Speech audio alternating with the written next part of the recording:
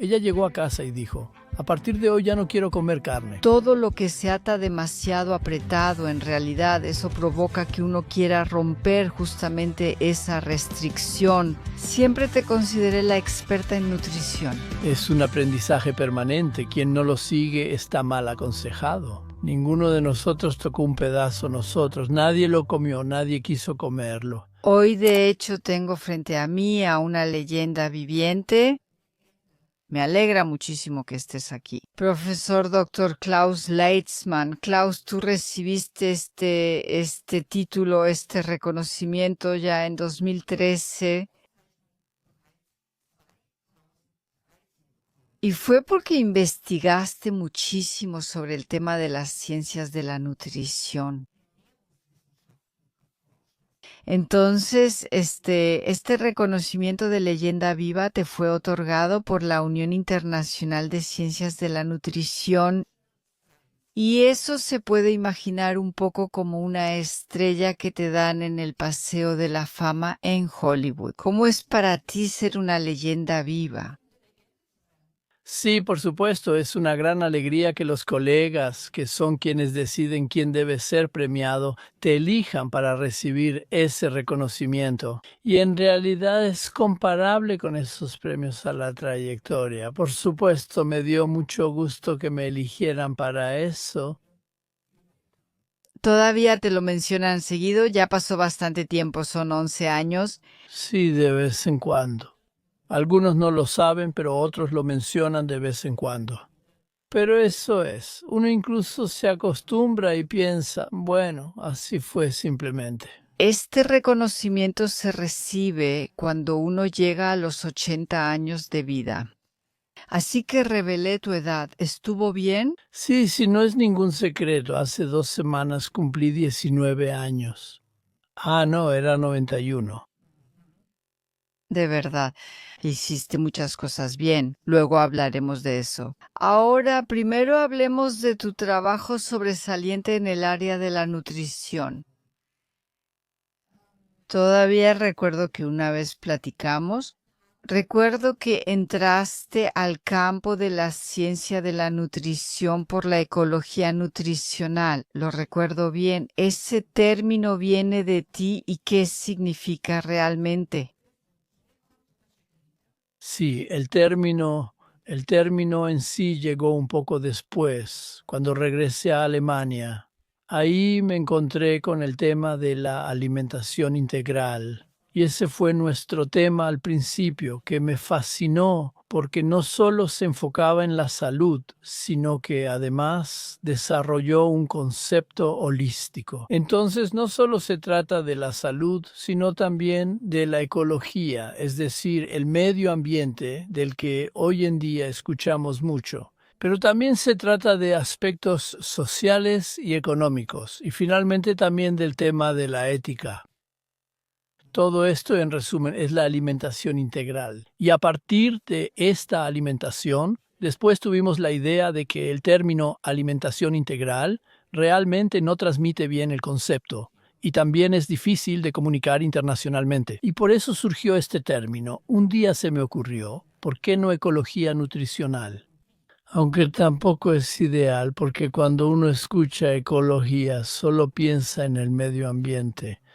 Y es precisamente este proyecto integral, al menos ya se ha establecido. Eso fue un poco después, o sea, eso fue en 1986 cuando se me ocurrió este término y bajo este término también publicamos mucho, escribimos libros, hicimos publicaciones y así sucesivamente. Entonces, ¿cuántos libros has publicado? ¿Lo sabes por casualidad? No por casualidad, pero unos 50. No, disculpa, me equivoqué, son cerca de 40. ¿Alrededor de 40? Uno también debería También es suficiente. no exagerar. Klaus, eres nutriólogo, eres bioquímico, eres microbiólogo y ya representas la alimentación integral. Ya sabes, soy vegana. ¿Y cómo es eso para ti ahora? ¿Alimentación integral, vegetariana, vegana? Tenemos que involucrarnos un poco en ese tema. Tú y yo, hay grandes diferencias entre tú y yo. Sí, En sí, esta alimentación integral está muy bien planeada porque en realidad es una dieta bastante normal. Normal en el sentido de que uno consume más o menos lo que, por ejemplo, yo aprendí de niño. Entonces uno come principalmente alimentos de origen vegetal y en ocasiones, excepcionalmente una o dos veces por semana, carne. También se consumen productos lácteos y pescado, pero todo en cantidades muy pequeñas. Esa es en realidad la alimentación integral original que nosotros no inventamos, sino que adoptamos de esos maravillosos pioneros. En primer lugar, Bircher Benner ya desde hace mucho tiempo. Más tarde fue Collat, quien también realizó investigaciones importantes para demostrarlo científicamente. Y luego el colega Brucker en Landstein, quien abogó por la alimentación integral. Por cierto, con gran éxito. ¿Y tú cómo lo ves? ¿Eres vegetariana? ¿O sigues una dieta vegana? ¿O puedes comer huevo o de vez en cuando un poco de carne? ¿A qué tipo de alimentación te inclinas? Sí, quizá pueda extenderme un poco en eso. Sí, puedes explayarte. Sí, nosotros como familia en el año 1975-76 decidimos vivir como vegetarianos y la inspiración vino de nuestra hija menor. Ella llegó a casa y nos dijo, a partir de hoy ya no quiero comer carne. Y por supuesto esperaba mucha resistencia, especialmente de parte de sus hermanos. Pero lo discutimos con calma y ella expuso sus argumentos. Y su argumento principal fue, si comemos mucha carne, entonces la gente en África tiene que pasar hambre. Esta relación, que nuestra alimentación también tiene un impacto en otras personas, se está volviendo cada vez más clara. Cómo nos comportamos y cómo eso afecta a otras personas. Y eso me hizo sentido de inmediato. Y nosotros vivimos mucho tiempo en Asia. Ahí fue donde conocimos el vegetarianismo, pero realmente nunca lo practicamos. Entonces, claro, los niños estaban interesados.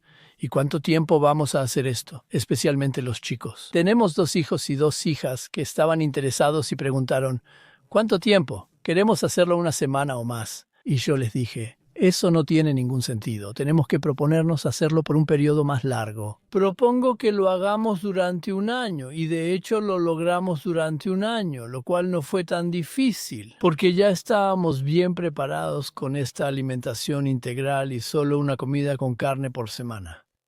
Pero para mi esposa fue lo más difícil porque ella también tenía que preparar la comida vegetariana. Y entonces aprendió mucho, sobre todo se informó bastante. En ese entonces eran pocos los que ya practicaban eso. Tomó cursos, alimentación vegetariana y luego se volvió realmente buena. Tras un año ya estábamos totalmente inmersos en eso. ¿Y ustedes se quedaron en eso? Sí, después de un año.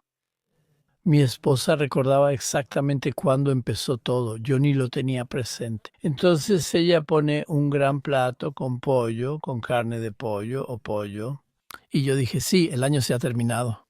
Ella estaba muy contenta de que ahora podía o tenía permitido cocinar diferente otra vez.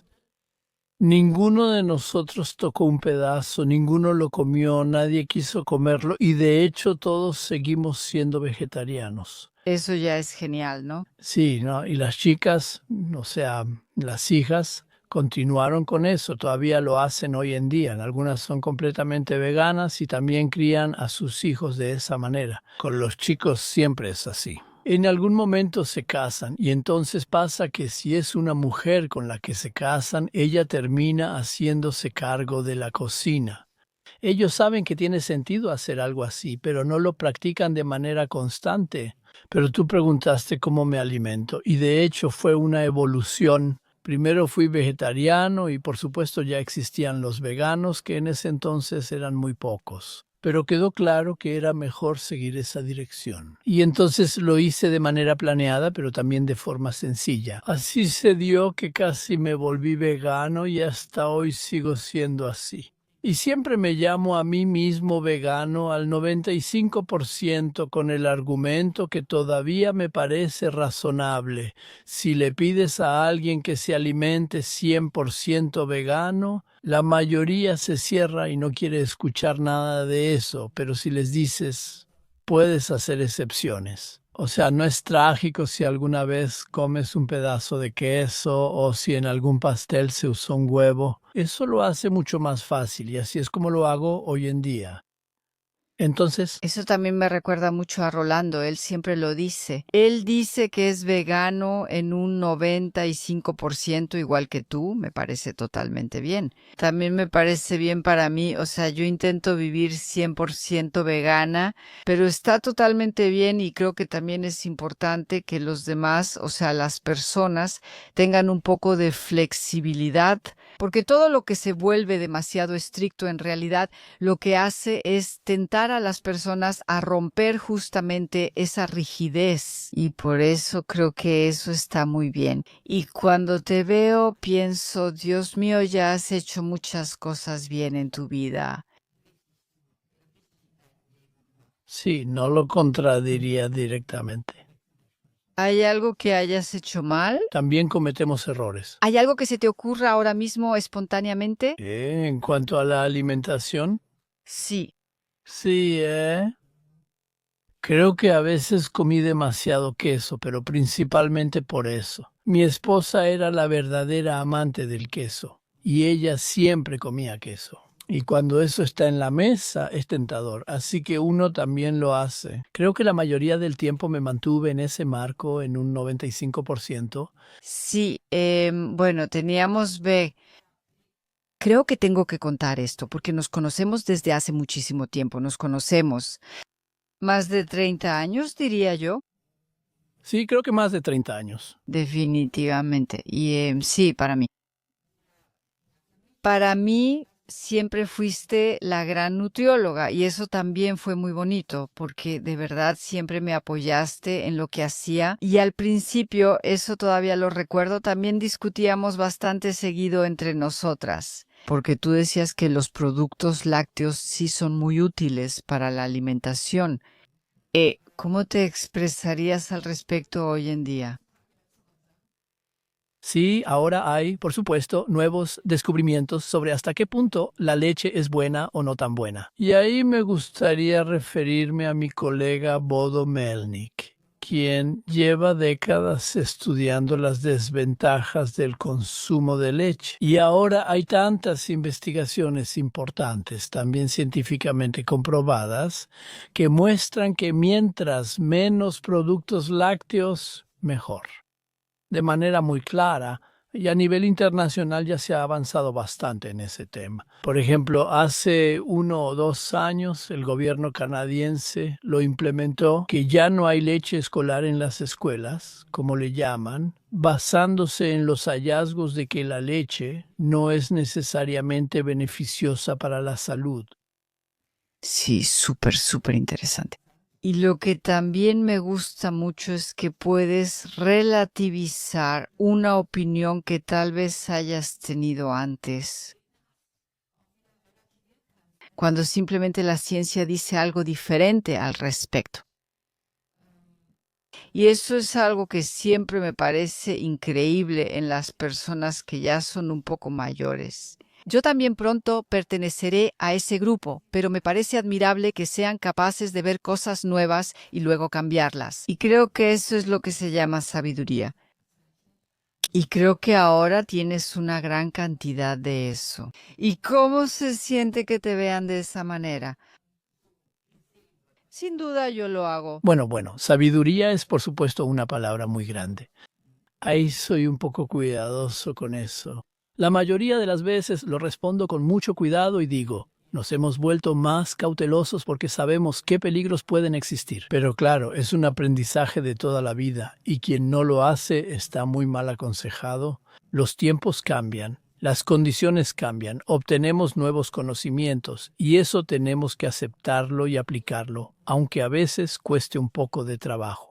Quiero decir, quien cambia de opinión todos los días, tal vez también se vuelve poco creíble, y eso también siempre fue importante para mí, que lo más importante para nosotros como científicos es la credibilidad, porque si saben que uno dice una cosa un día y al día siguiente otra, pierdes esa credibilidad. O que se deja influenciar por algunos patrocinadores, lo cual lamentablemente también sucede una y otra vez en la ciencia. Entonces pierdes tu credibilidad y ya puedes decir lo que quieras. Entonces la gente piensa, bueno, ayer dijo eso y ahora está haciendo un peritaje para alguna empresa.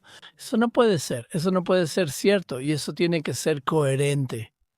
O en las declaraciones en general, ¿puedo darte un ejemplo? Sí, claro. Bueno, tengo una colega que defendía la comida cruda de manera fanática. Decía, solo debemos comer comida cruda. Y yo ya decía en ese entonces, la comida cruda es genial. Deberíamos comerla. La mayor cantidad posible, pero solo la que toleremos. La tolerancia a la comida cruda varía mucho entre personas. Algunas personas, como yo, pueden comer solo comida cruda, pero no lo hago porque se vuelve aburrido. Pero otros no lo toleran, tienen que dosificarlo con cuidado o acostumbrarse con paciencia. Quiero decir, ya estamos hechos para poder digerir bien la comida cruda. Esa es nuestra historia. Y por eso está bien que hoy también muchas cosas que ya había dicho antes, por las que también fui criticado, que yo dije, como ya mencioné, la comida cruda es buena, pero depende de cada quien. Él debe decidirlo por sí mismo. Y hoy sigo teniendo exactamente la misma opinión. Y en otros ámbitos, mencionaste el ejemplo de la leche. Antes yo estaba completamente convencido de que la leche es ideal. Mira, la leche materna alimenta a un ser vivo, no necesita nada más que leche. Por eso mismo, la leche materna. Sí, yo siempre lo comparo con los bovinos, las vacas que están en los pastizales. Ellas solo comen pasto y sintetizan todo lo que necesitan. Y tampoco tiene que ser de origen animal lo que uno consume. Digo, siempre pienso en esos animales grandes, los toros, los elefantes y las jirafas. ¿Todos son 100% veganos? ¿Qué músculos tienen? ¿Qué fuerza tienen? Y sobre todo, todos ellos viven mucho más tiempo que los animales carnívoros. O sea, los leones son como los gatos o los perros o lobos, lo que uno quiera tomar. Ellos viven 15, 20, quizá 25 años. Y los elefantes y las jirafas fácilmente 50, 60 años. Todavía se pueden mencionar las tortugas que viven unos cientos de años y todas son vegetarianas. Los carnívoros mueren temprano. Nosotras dos escribimos 2 libros juntas. Uno es Hablar claro sobre la alimentación y el otro Hablar claro sobre la pérdida de peso. Por cierto, tuvieron muy buena recepción, especialmente Hablar claro sobre la alimentación. Eso es de alguna manera, al menos para mí, un poco así. Es como una obra de vida, donde simplemente está todo incluido. Y escribir eso contigo fue realmente una gran alegría para mí. Y en estos libros escribimos por qué una alimentación basada en plantas es tan saludable y realmente pusimos todo nuestro conocimiento ahí. Pero aún así siempre surgía una pregunta y esa siempre está ahí, siempre aparece en algún lugar para muchísimas personas.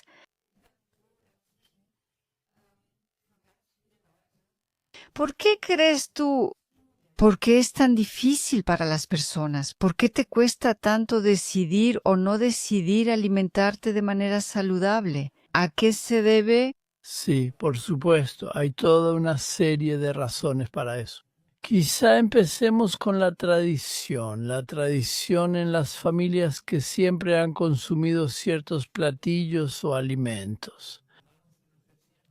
Eso es algo que uno aprende desde niño y la etapa formativa es especialmente importante para la alimentación. Lo que también perdura mucho tiempo es la juventud, o sea, desde la infancia. Y por eso es una lástima que hoy en día no se haga mucho más en la primera infancia en este ámbito, se hace en otras áreas, pero justamente no en el área de la alimentación. Y ese sería un motivo para romper con esas tradiciones familiares. Y en general también es la cultura. Sabemos que las personas en diferentes culturas se alimentan de manera diferente, muchas también son saludables. Y sabemos, sin embargo, que si comparamos, por ejemplo, la dieta mediterránea o también las formas de alimentación asiáticas, que son claramente más saludables, donde las personas viven más tiempo y sobre todo viven más tiempo de manera saludable. Y en los lugares donde se consume más carne existen estas enfermedades de la civilización, que en general resultan increíblemente costosas. Aparecen mucho más seguido. Así que esas ya son razones por las que uno debería alimentarse a base de plantas. Realmente espero que algún día llegue el momento en que simplemente se enseñe alimentación saludable en las escuelas y espero, de verdad lo espero mucho porque creo que ya es hora.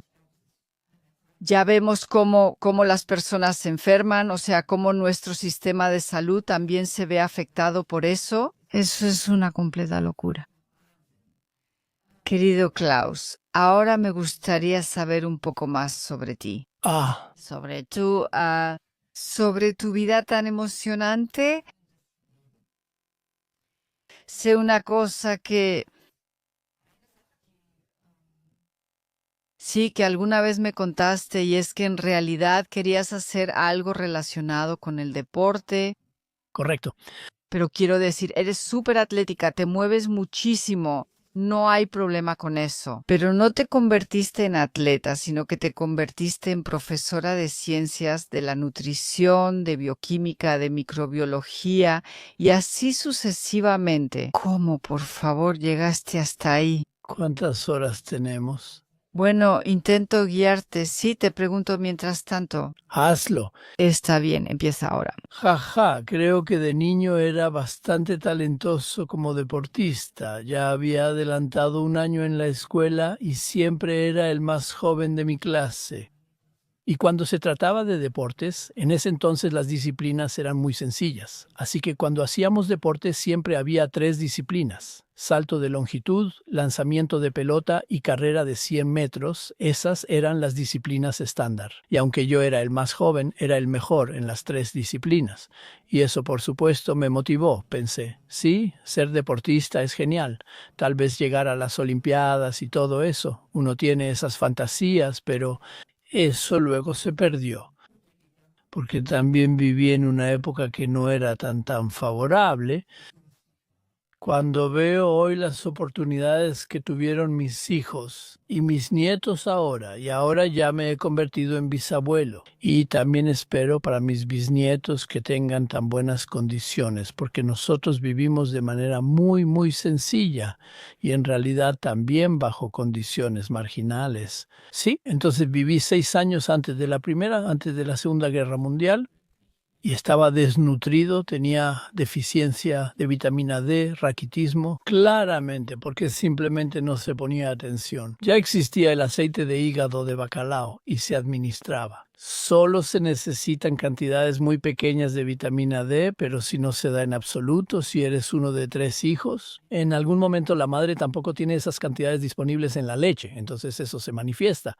Y luego vinieron los 6 años de guerra. No fue una época bonita, seguro que no tengo que entrar en detalles. Y luego vinieron los 6 años de posguerra y entonces yo tenía 18. Y mi infancia en realidad fue una catástrofe comparada con las posibilidades y la situación que se tienen hoy en día.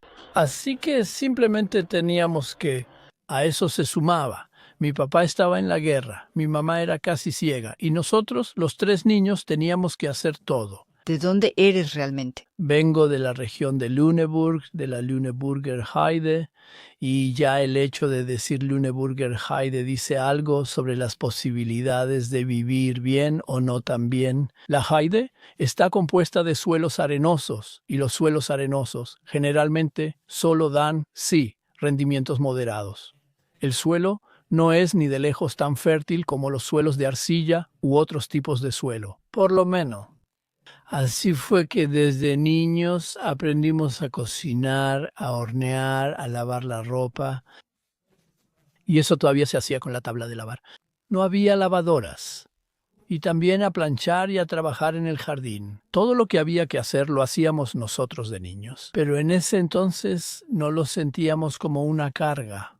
Así era para todos los niños. Sin embargo, en comparación con hoy, Por supuesto que era una vida bastante sencilla. Y sí, eso tampoco ofrecía muchas oportunidades, y eso nos marcó. Y quizá puedo contar que mi esposa, en sus últimos años de vida, necesitaba cuidados, y ella no quería recibir cuidados de alguien externo. Para mí no fue nada difícil, aunque ya estaba en el nivel 3 de cuidados, encargarme de todo. Yo podía cocinar, podía lavar, y podía planchar y lavar los trastes, y cuidar a una esposa enferma. No me resultó difícil, al contrario.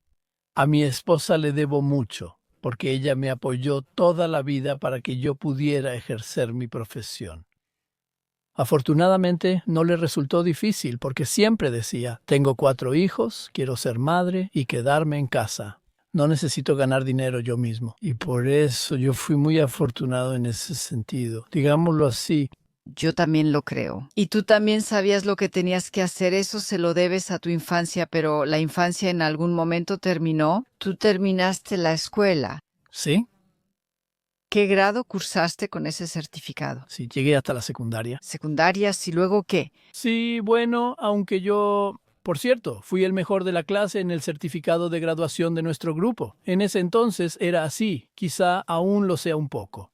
En las escuelas alemanas está mal visto ser un estudiante aplicado. Eso seguramente ha bajado mucho. Entonces uno rápidamente era considerado un nerd, y esa era una palabra muy, muy fea para alguien que hacía sus tareas con responsabilidad. Siempre estuve interesado en eso, pero era muy difícil conseguir un puesto de aprendiz. Para profesiones, eso se debía a que muchos de los jóvenes de 16 o 17 años, en parte 17 años, fueron reclutados para el ejército en los últimos años de la guerra. Lamentablemente muchos de ellos murieron, pero muchos también regresaron, y de alguna manera se les negó la oportunidad. Debido a eso, pudieron terminar sus estudios en el gimnasio, o sea, para el abitur. Y ellos tenían prioridad no solo en la escuela, para que pudieran terminar sus estudios, sino también para conseguir plazas de aprendizaje. Y para mí encontraron una plaza de aprendizaje como jardinero, y entonces aprendí a ser jardinero. Eso también me divertía. Y más tarde en mi vida siempre estuve agradecido por eso, porque a diferencia de muchos de mis colegas, yo sabía exactamente qué tipo de plantas había, cómo se reproducen, cómo se plantan, se injertan, se podan y así sucesivamente. Así que, en retrospectiva, considero que fue una gran suerte haber hecho eso. Esta formación como jardinera duró 5 años, ¿es correcto?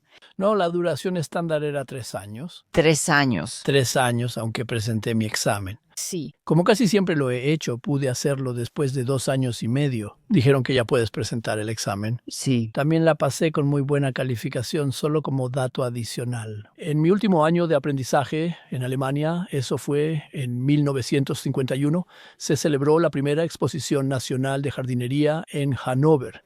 Y ahí hubo un concurso de aprendices de jardinería de toda Alemania. Y yo participé en eso.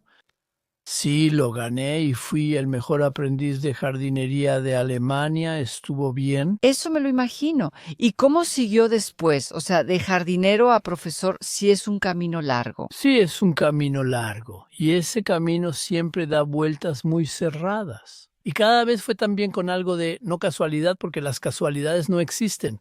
Fue cuestión de mucha suerte. Y estoy muy agradecido por eso, porque muchas personas también me ayudaron, me mostraron nuevas posibilidades de lo que podía hacer, porque de todos modos el plan era muy claro. En ese entonces, para poder estudiar arquitectura de jardines, que era mi objetivo, estudiar arquitectura de jardines, después de terminar el aprendizaje necesitaba 5 años de experiencia viajando. Tenías que... Años de viaje, Dios mío. Eso casi no existe. Algunos aún lo hacen, pero pocos. Carpinteros, creo, ¿no? Sí, ellos lo hacen más, los carpinteros. Uno los ve, ¿no? O hacen 3 años de viaje. 5 años. 5 años. ¿Qué has hecho? Por supuesto, lo hice todo. Y luego fue inteligente que uno trabajara en diferentes empresas.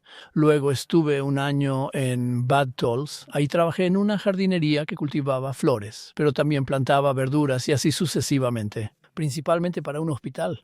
Luego estuve un año en Hamburgo en una de las mayores jardinerías de plantas solitarias de Europa que todavía existe hoy en día, Lorenz von Ehren.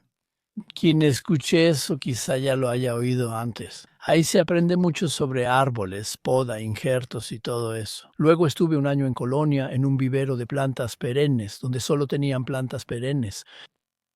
Y después estuve más de 2 años en Suiza para aprender jardinería de paisajes. Ahí uno aprendía cómo diseñar jardines, con caminos, dónde van las plantas y si se planea una alberca o una casa de té, y así sucesivamente.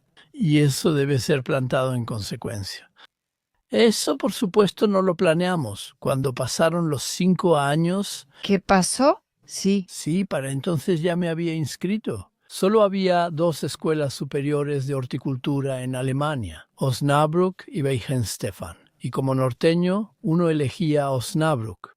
Y luego, pero mientras tanto, ya había contactado a América, teníamos un pariente lejano allá, y en ese entonces así era. Para emigrar a América necesitabas un fiador, alguien que se hiciera responsable de que no mataras a nadie allá, que te comportaras de manera adecuada o al menos que te integraras. Porque eso que aquí conocemos como estado de bienestar, apoyo y todo eso, nada, eso sigue siendo así hasta hoy. En América, salvo algunas excepciones, ¿Siempre quisiste ir a América? de alguna manera sí, de alguna manera así fue en ese tiempo, o sea, así era. Todavía me acuerdo cuando viajé del norte de Alemania a Baviera. Baviera, eso era como un viaje alrededor del mundo en ese entonces, o sea, increíble. Baviera, eso está muy lejos, sí. Y eso de América, por supuesto, aún más dramático. América, el país de las posibilidades ilimitadas. Y en ese entonces tenía la idea ingenua de que si no llegaba ahí ahora, si primero me caso, formo una familia, ya nunca voy a poder ir a América. Eso es algo que simplemente no se puede permitir. Uno no se podía imaginar cómo se iba a desarrollar todo eso. Pero esa es una historia muy larga que quiero hacer muy corta. Nosotros somos... Pero quiero saberlo de verdad. Sí, bueno, fue así. Yo ya conocía a mi esposa, éramos jóvenes y estábamos enamorados. Y yo quería irme a América y ella no quería para nada. Ella no quería ir a América. Para nada. Ah, Se resistió con manos y pies. Tuve que convencerla mucho para que aceptara que era una buena idea. Al final llegamos a un compromiso. ¿cuál fue ese compromiso? Nos quedamos un año. Ok, ahora se pone interesante. Sí, eso ayudó. Y luego nosotros, pero antes de que saliéramos a la edad de 22 años, entonces nosotros decidimos que nos casaríamos antes de emigrar, nos casamos. Y una semana después estábamos en el barco. Así que ese fue nuestro viaje de bodas. 13 días en el mar, hoy en día se hace en 5 días. Era una barcaza vieja. La Berlín creo que ya ni existe. La Berlín fue una catástrofe. Viento fuerza 11 en abril y mi esposa estuvo mareada 14 de los 13 días. Solo estuvo mareada. Y ya en ese entonces decidí nunca más hacer un viaje de luna de miel. ¿Nunca más un viaje de luna de miel? Eso fue una catástrofe. ¿O nunca más un viaje de luna de miel en el mar? Sí, eso. Bueno, de todos modos, llegamos a América y ese pariente lejano. Él era profesor en una universidad en Columbus, Ohio, donde llegamos y nos cuidó con mucho cariño. Llegamos ahí sin dinero, ¿qué tan ingenuo se puede ser? Solo teníamos el dinero justo para los boletos del barco, lo cual no era fácil en ese entonces. Bueno, de todos modos, él se encargó de nosotros. Y luego un día él me dijo, yo ya había aceptado un trabajo de jardinero y ya estaba ganando dinero. Uno tiene que empezar de alguna manera. Y luego me di cuenta rápidamente de que podría hacer algo con eso y también confiaba en mí mismo para independizarme en ese campo. Estoy seguro de que habría convertido eso en una gran empresa de jardinería si me lo hubiera propuesto, pero simplemente no fue así. Él dijo, oye Klaus, ¿no te gustaría estudiar? Dije, estudiar no es posible, ni tengo bachillerato. Sí, dijo él, eso lo podemos ver, a ver cómo lo hacemos. Y entonces fuimos a la administración y preguntamos. Él tampoco estaba muy seguro de cómo funcionaba y nos dijeron sí, o sea, necesitamos algún tipo de documentación, pero como yo ya era un poco mayor, ya no tenía 18 años, se me permitió hacer un examen y entonces ese examen, eso es lo mínimo, tienes que aprobarlo. Pero mi inglés, por supuesto, no era bueno. Luego hice el examen y me sorprendió mucho haberlo aprobado. Así que pude empezar a estudiar y mi idea en realidad era hacer un año o un semestre para aprender inglés decentemente. Pero luego te preguntan, ¿qué quiere estudiar? Física, química, biología, música, teología, todo estaba disponible. Algunos intentaron convencerme de que estudiara teología, pero eso no, eso para mí. Eso. ¿Qué estudiaste? Probablemente algo que te interesaba o no, ¿Perdón? algo que te interesaba. Por supuesto, dije que estudió botánica. Tiene sentido. Botánica aún no existía. Ni siquiera existía. No, botánica como materia no se ofrecía, o sea, era biología. Ahí no solo veías plantas, sino también animales y toda la fisiología. ¿Qué pasó con ese semestre? Sí, eso fue, sí, después de un semestre nació nuestro primer hijo, entonces ya éramos una familia y claro, ahí se puso difícil, ¿no? ¿Eso significa que trabajaste? Por supuesto. Estudiaste. ¿Sí? El idioma luego fue más o menos bien. Sí. Y llegó el primer hijo. ¿Y Laile, tu esposa? Ella había encontrado trabajo en un banco, eso también lo había hecho en Alemania, pero ganaba tan poco que si dejaba a su hijo al cuidado de otra familia, eso costaba lo mismo que lo que ella ganaba. Aún así lo hicimos por un tiempo, porque para ella también fue muy bueno, ya que aprendió más inglés, hizo contactos, conoció gente y así sucesivamente. Pero cuando llegó el segundo hijo, bastante rápido después, ya no valía la pena y entonces ella se quedó en casa. Pero eso significaba que yo tenía que trabajar mucho. Pues no recuerdo haber tenido nunca un fin de semana realmente libre. Los fines de semana era cuando más se podía. Ahí normalmente no trabajaba solo 8, sino 9, 10, 11 horas. A veces incluso los domingos y entre semana tantas tardes como fuera posible. Porque teníamos que pagar la renta, alimentar a la familia y pagar las colegiaturas. Cierto, esas también existen en América. Pero claro, y no son pocas, no son pocas. Sí.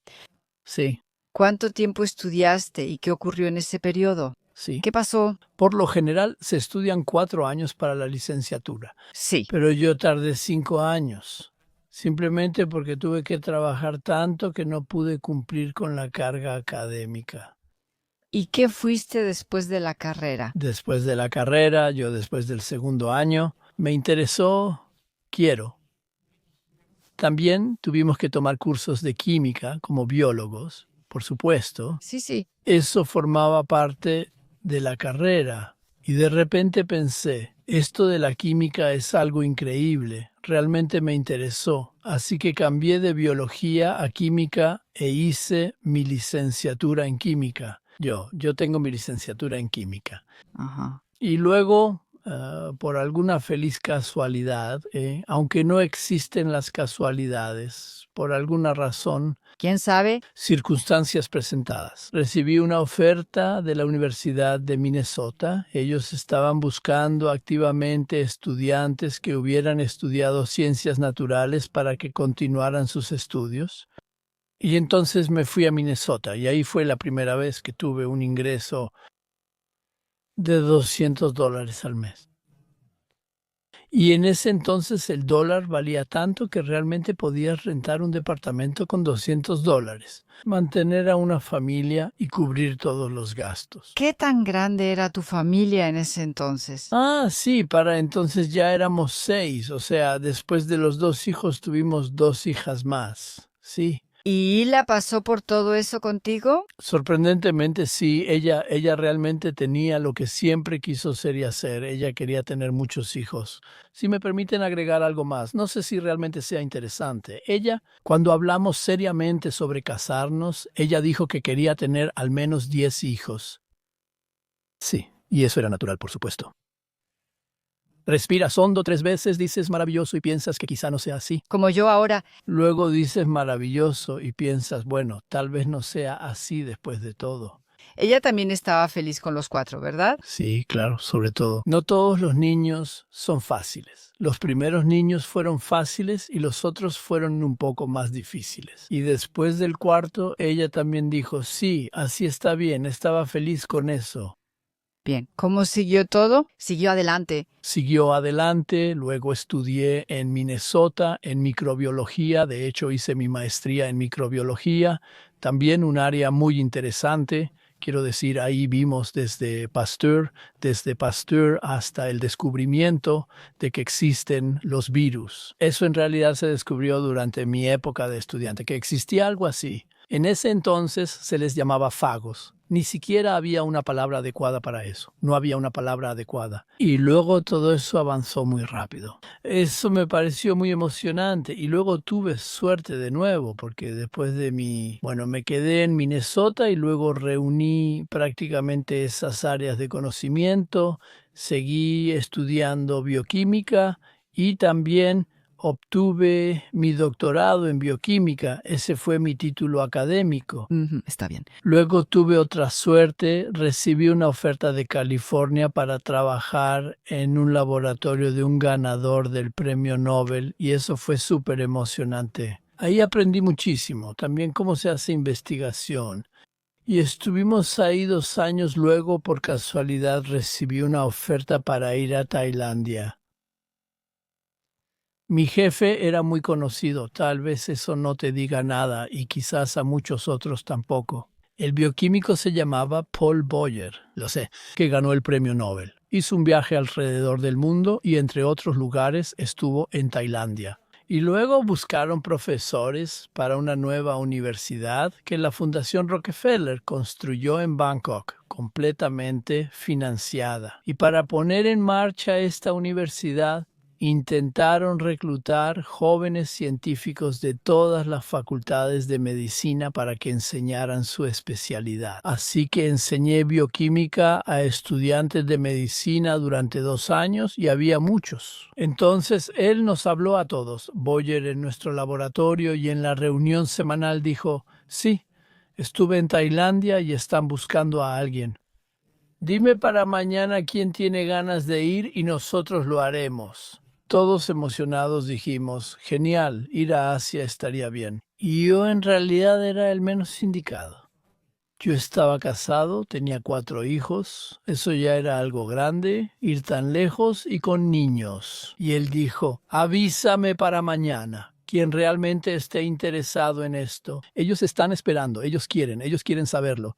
Y a la mañana siguiente nos volvimos a reunir, tal vez fue hasta la mañana después de esa. Entonces él dijo, sí, bueno, ¿cómo está la cosa? ¿Quién quiere irse? Y entonces algunos dijeron, sí, me gustaría irme. Pero mi esposa acaba de quedar embarazada y el siguiente dijo, sí, yo también quisiera irme. Acabamos de dar el enganche de la casa y así fue. Al final yo fui el único que quedó. Y luego me dice, ¿qué tal tú, Klaus? Le respondí, sí, estoy listo para ir. Y entonces empacaron todo y se fueron a Tailandia. ¿En cuánto tiempo, por favor? Sí, quizá me permitan mencionarlo brevemente, ya lo había contado. Sí. Escucha, oferta a Tailandia.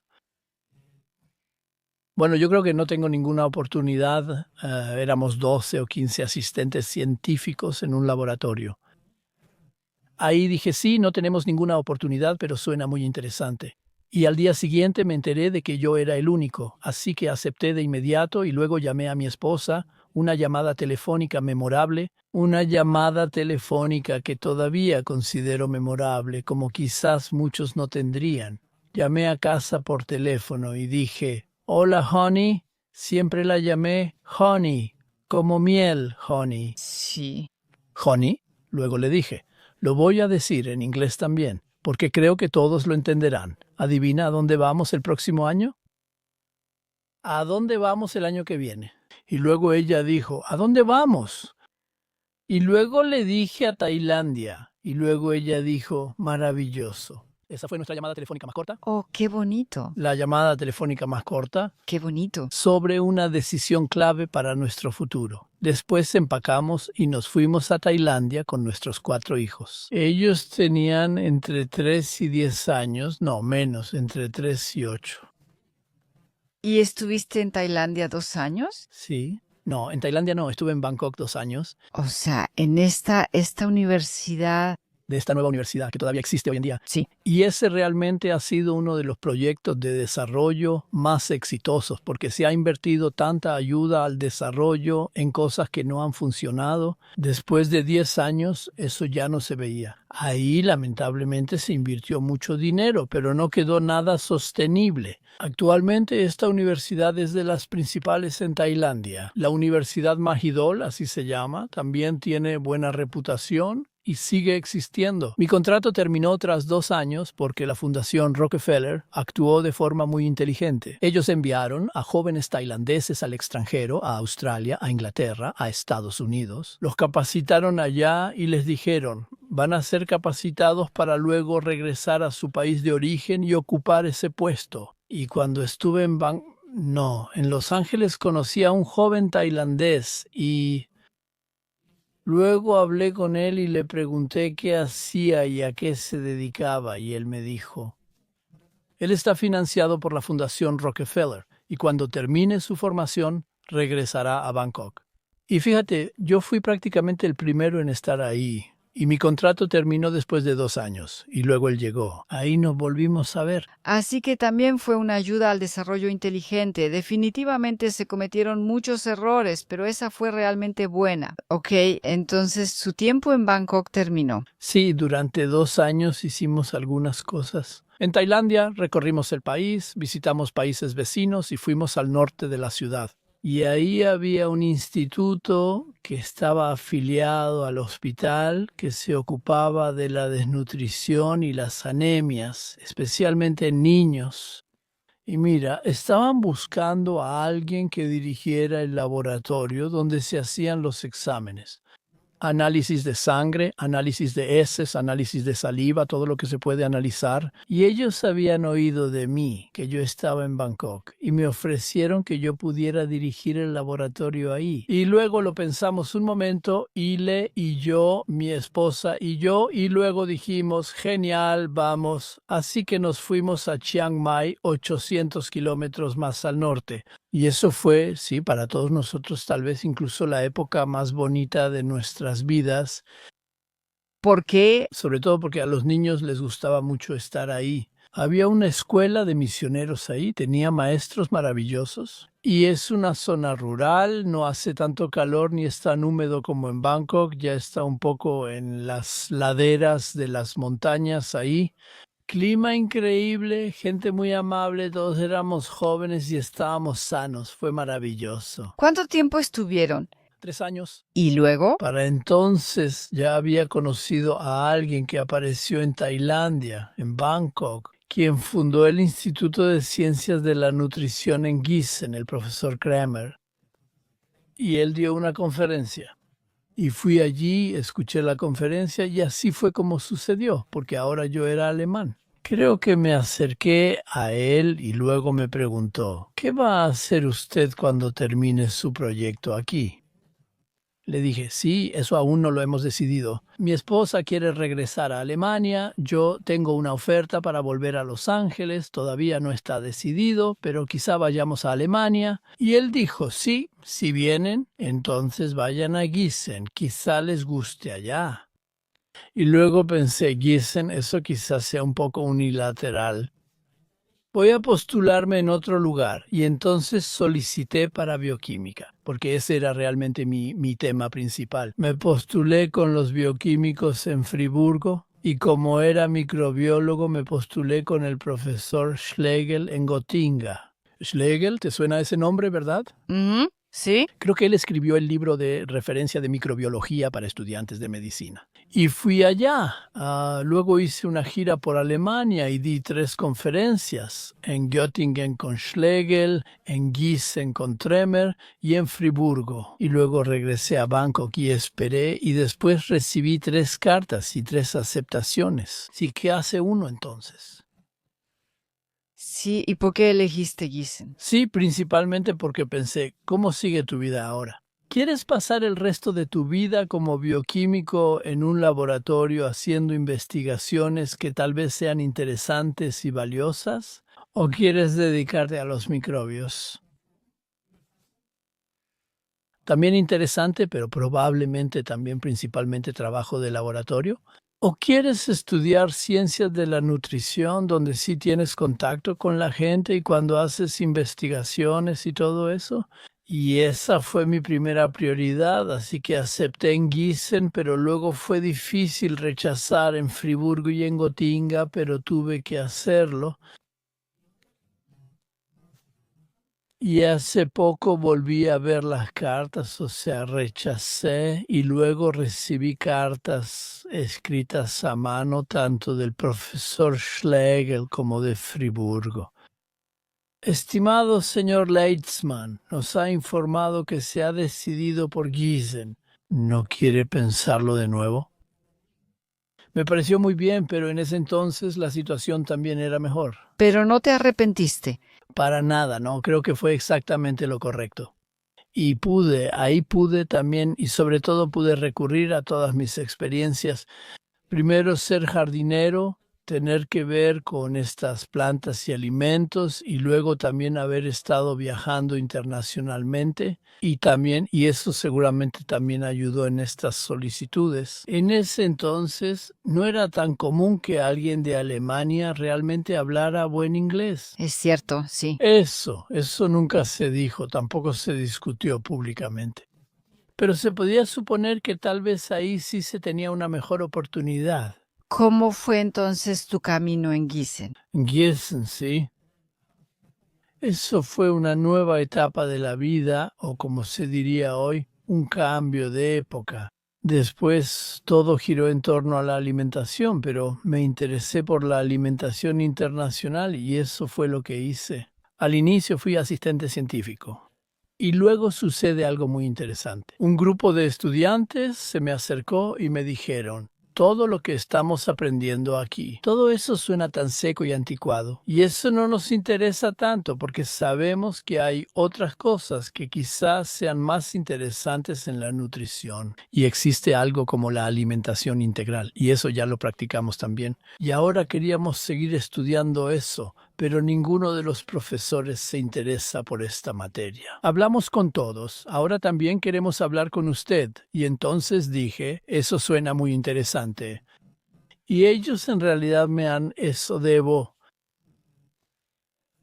admitirlo sin rodeos. Ellos me pusieron al frente de su grupo de interés y al principio aprendí un poco de ellos. ¿Qué hace él y por qué? Y cosas así. Y luego impulsamos esta alimentación integral. Sí, y luego también eras como una especie de rebelde en la universidad. Ahí donde estabas, no eras una persona fácil. Bueno, todo suena muy fácil y fluido cuando lo cuentas así, pero en Gießen no fue tan sencillo para ti. No, eso es totalmente cierto. No, yo era totalmente un extraño, tampoco me reconocían públicamente, pero luego escuché muchas cosas. Por cierto, curiosamente, en los últimos años he escuchado de mis exalumnos y también de las personas de administración que nos rodeaban, lo que se decía de mí en ese entonces, lo que me deseaban y así sucesivamente. No fue muy amable, por decirlo de manera muy cautelosa. No era popular entre los colegas. ¿Por qué?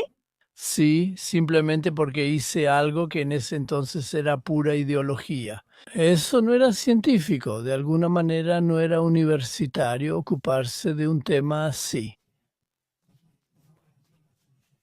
Pero de inmediato me di cuenta de que eso era importante y siempre tuve esa sensación. Entonces, estás en una universidad, ¿quién te paga? por los impuestos de las personas, de los que trabajan duro y tienen que pagar sus impuestos. De eso nos pagaban a nosotros. Y yo siempre pensé que eso también crea una obligación, que tienes que devolverles algo a esas personas. Al menos esa era mi filosofía. Así debería ser, por cierto. Y por eso también tengo muchos. Por supuesto, hemos escrito libros científicos, especialmente para los estudiantes o también para temas específicos como por ejemplo la ecología de la nutrición, pero también otros. También hemos escrito libros para el consumidor. Sí. Sin embargo, suele ser para intermediarios que son muy importantes. Hay quienes asesoran a otros. A menudo también eran egresados de nuestra carrera que luego trabajaban en aseguradoras de salud, en dependencias gubernamentales, en empresas y así sucesivamente, pero que tenían contacto directo con personas que estaban interesadas en ello. ¿Cómo alimentarse de forma más saludable y sostenible? Definitivamente esa es una de las razones por las que sigues estando a la vanguardia de las ciencias de la nutrición. Y también como el Papa de la nutrición, representas el valor integral de la alimentación vegetariana y a veces también vegana, y eso me parece sumamente interesante. Y hasta entonces, muchas gracias por habernos contado todo esto con tanto detalle. Tenemos una pequeña sorpresa para ti. Tenemos aquí una caja. Te pediría que la tomes. Espera, te la paso ahora mismo. ¿Puedo decir una palabra sobre lo que acabas de mencionar? Sí. Con el Papa. Eso ni pensarlo, yo no soy católico. Lo siento mucho. Mira, te trajimos unas cosas y sácalas, por favor. Un momento, ¿debo acercarme al micrófono? Bueno, te trajimos algunas cosas. Saca una por una y dinos qué se te ocurre sobre cada una.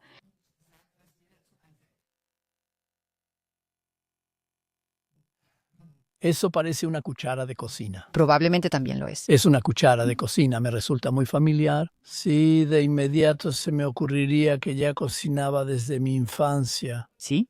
Cosas muy sencillas. La mayoría de las veces lo que en ese entonces llamábamos guiso, que era papas, verduras y, si tenía suerte, tal vez un pedacito de carne. Y eso lo preparábamos nosotros como niños para nuestra pequeña familia. ¿Y ahora qué pasa? ¿Estás sola? ¿Quién cocina? ¿Cocinas tú? Sí, también durante los últimos tres años y medio, cuando mi esposa ya estaba realmente enferma y luego ya no pudo hacerlo, ella ya no tenía ganas y tampoco quería hacerlo más. Y casi todos los días me decía, estoy tan contenta de que sepas cocinar. Lo creo. Y entonces cociné.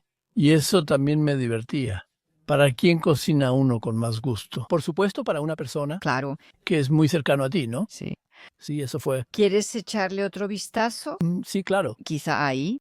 Lo que todavía hay ahí dentro. Es un certificado, espero que no sea una factura. ¿Quieres que lo abra? Es para abrirse. De acuerdo. ¿Está? Ah, sí, el Frankie. El Frankie. El Frankie, sí. ¿Qué pasa con Frankie? ¿Quién es Frankie? Sí, ese es él. Frank Elsner. Ese es Frank Elsner, a quien la humanidad conoce muy bien. Definitivamente sí. Un hombre muy conocido. Frank Elsner me llamó un día y me preguntó si no quería escribir un libro con él. Me sorprendió mucho y pensé, esto sí es algo nuevo. Y él también tenía la idea de escribir algo, sí, para la población en general. Ajá. Y ya tenía un título para el libro. Y de hecho, él sugirió La vida entra por el estómago. Ese era un buen título, claro. Recuerda a El amor entra por el estómago. A mí, sinceramente, no me gustó mucho el título, porque pensé que no iba a atraer tanto a la gente, no les iba a llamar tanto la atención. Yo también tenía otra idea, pero no, al final se hizo así. Y fue muy divertido hacer este libro con Frank Elsner. Siempre hacíamos entrevistas. Él vino a Laubach, donde yo vivía, Y también comió con nosotros, aprendió lo que solíamos comer o lo que en ese entonces Ile cocinaba, mi esposa, Sí. y entonces también estuve más seguido en Baden-Baden. ¿Sí? Y él tenía empleados muy trabajadores que grabaron y documentaron todo. Y así este libro, ¿Aún queda algo adentro? ¿Puedes hacerlo ya? ¿Qué tienes ahí en la mano? eso parece como una hamburguesa. Como una hamburguesa. ¿Y de qué se trata eso? Sí, supongo que se hace referencia a que una vez en mi vida comí una hamburguesa. ¿Lo hiciste alguna vez? Sí, ¿De verdad, de verdad? ¿Y ya no más? no, ya no más. Oh, está bien. Sí, en ese entonces tuve la idea en Gießen de que también como parte de nuestra alimentación popular invitaría a personas que hacen las cosas un poco diferente, o que ya habían empezado, o que estaban un poco más avanzados que nosotros. Entre otros, tú también estuviste ahí, viniste y hablaste sobre tus ideas. Muy interesante. Y luego también tuve la idea de que no solo deberíamos presentar las formas alternativas de alimentación, sino también lo que la humanidad hace en su mayoría, es decir, lo que hace McDonald's. Los demás aún no eran tan conocidos, pero también en Gießen había una tienda, un restaurante, McDonald's, y entonces le escribí a McDonald's Alemania. En ese entonces estaban en Múnich y les dije que me gustaría tener un representante de McDonald's que nos hablara sobre su sistema gastronómico. Y entonces también apareció una señora, todavía lo recuerdo muy bien, se llamaba Condesa Palfi, de ascendencia húngara, hasta donde recuerdo. Y la recogí en la estación de tren. Una presencia muy imponente, muy alta, vestida a la moda, maquillada increíblemente como una actriz de cine. Y entonces pensé, bueno, se ve bastante guapa. A ver qué tiene que decir.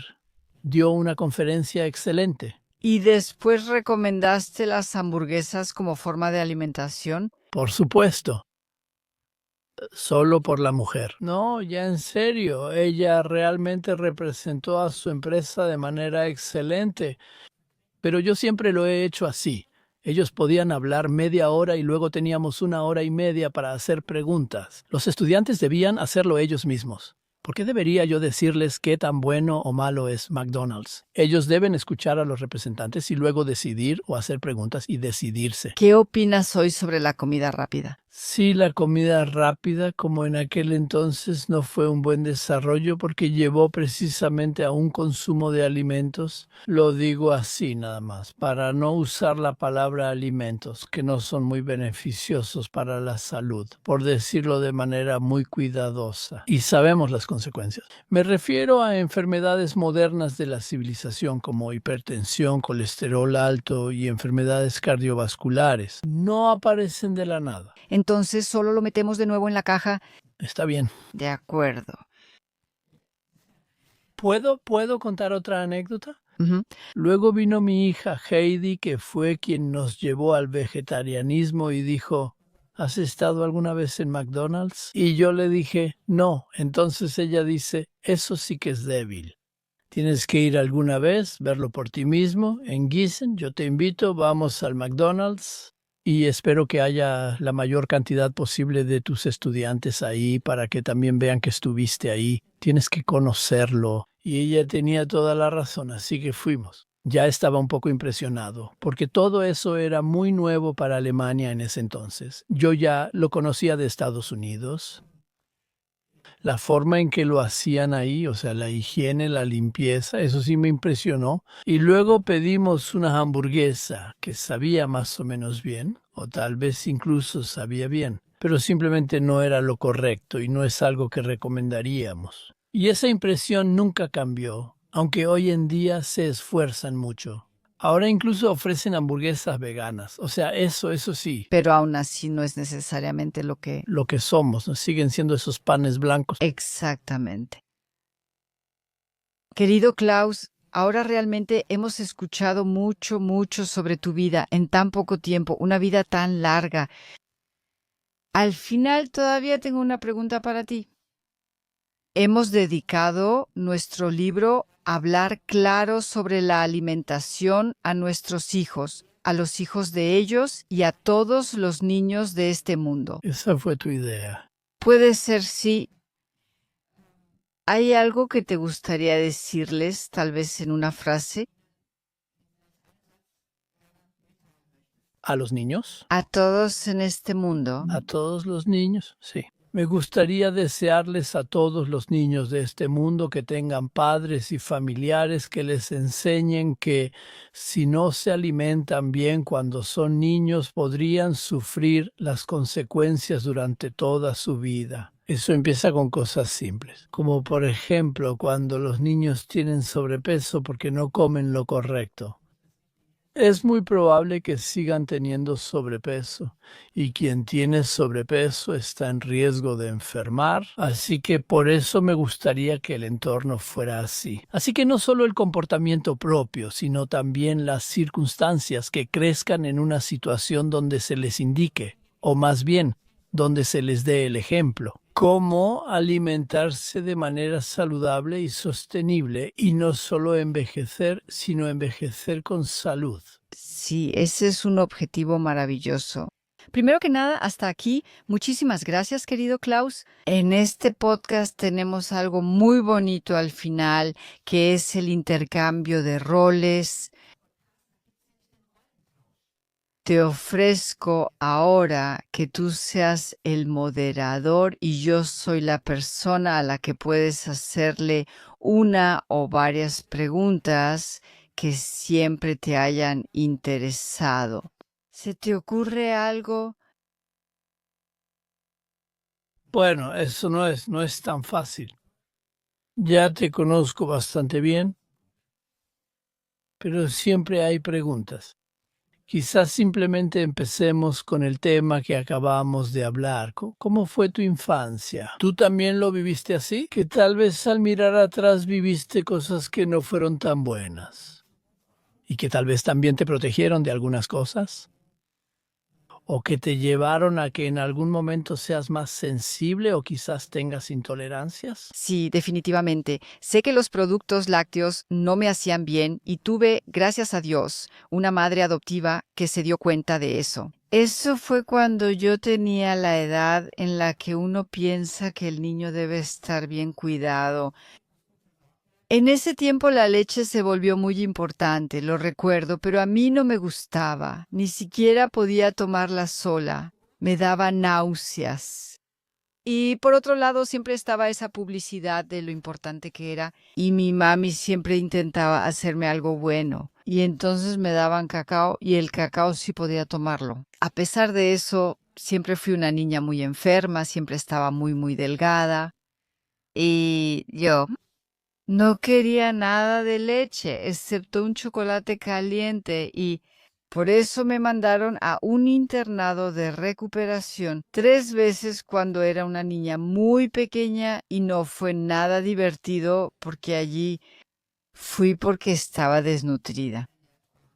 ¿De verdad? Y ahí siempre había mucha leche, pero tenía una mamá maravillosa que sabía que yo no podía, no la toleraba y no me gustaba. Y ella me dio una carta. En esa carta decía, por favor, comprenda que Petra no tolera ningún alimento con leche. Siempre se siente mal y vomita. Y con eso, al menos en lo que respecta a este tema, ya tenía una situación bastante, bastante buena para mí y le estoy sumamente agradecida. En ese momento ni sabía que existía la intolerancia a la leche. Yo pensaba, pues soy una niña enferma de alguna manera y sí tengo que lidiar con eso. Pero ahora ya sabemos mucho más sobre eso. Y así fue en mi caso. Sí, muy interesante. Ujú. Bien. Creo que nunca le he contado eso a nadie. Lo de la historia de la leche conmigo es interesante. Sí, Sí, pero ¿por qué no? ¿Tienes alguna razón? no, en realidad no. Creo que nadie me lo había preguntado antes. Sí, bueno, qué bueno que te lo pregunté. ¿Sí, se te ocurre algo más? Sí, podríamos seguir avanzando en la escalera de la vida. ¿Qué te motivó, qué te movió, sí, qué te movió a estudiar medicina? Bueno, eso lo haremos al final. También me gustaría contar eso otra vez. De hecho, es esa mujer la que me escribió esa carta cuando yo estaba en rehabilitación, cuando era una niña pequeña. Cuando yo tenía 13 o 14 años, ella se enfermó mucho, mucho del corazón y le dio diabetes mellitus tipo 2, o sea, diabetes de adulto. Y simplemente vi como una mujer muy fuerte se enfermó y fue disminuyendo, incluso en su personalidad. Y ahí fue cuando realmente creció en mí el deseo de que algún día sí pudiera ayudar a estas personas, especialmente a mi mamá. Y así fue como decidí estudiar medicina y ella todavía vivía en ese entonces, pero falleció en el primer semestre de la carrera. Y si pienso en cómo era antes con la diabetes, mi mamá tenía que comer 6, 7, 8 veces al día pequeñas comidas. La fructosa era el endulzante por excelencia y hoy sabemos lo catastrófico que es eso. Sé que hubo una razón por la que ella tuvo que morir tan joven, porque de lo contrario nunca habría estudiado medicina. Ah, sí. Nunca. Y también sé que le debo a ella el estar aquí sentada contigo hoy, que tengo todo este conocimiento con el que sí intento informar a las personas para que puedan vivir sanas por mucho, mucho tiempo. ¿Tenías algún otro deseo profesional antes? Me hubiera gustado estudiar psicología. Ah, ¿de verdad? Sí, esa era la alternativa, o sea, también dudé entre eso, pero cuando mi mamá estaba tan enferma, para mí fue muy claro, quería tener ese conocimiento lo más rápido posible para poder ayudarla. Pero eso es bien sabido, que en la carrera de medicina en ese entonces no se aprendía nada sobre medicina, nada sobre nutrición. Y por eso estoy tan feliz de que nos hayamos encontrado, porque realmente siempre fuiste como mi roca en la tormenta en lo que respecta al tema de la nutrición. Y también he aprendido muchísimo. Y muchísimas gracias por eso. Y también muchísimas gracias por haber estado aquí hoy, Klaus. Sí, con mucho gusto. Me dio muchísimo gusto. Sí, cuando quieras. Con gusto, gracias a ti. Sí, qué bien.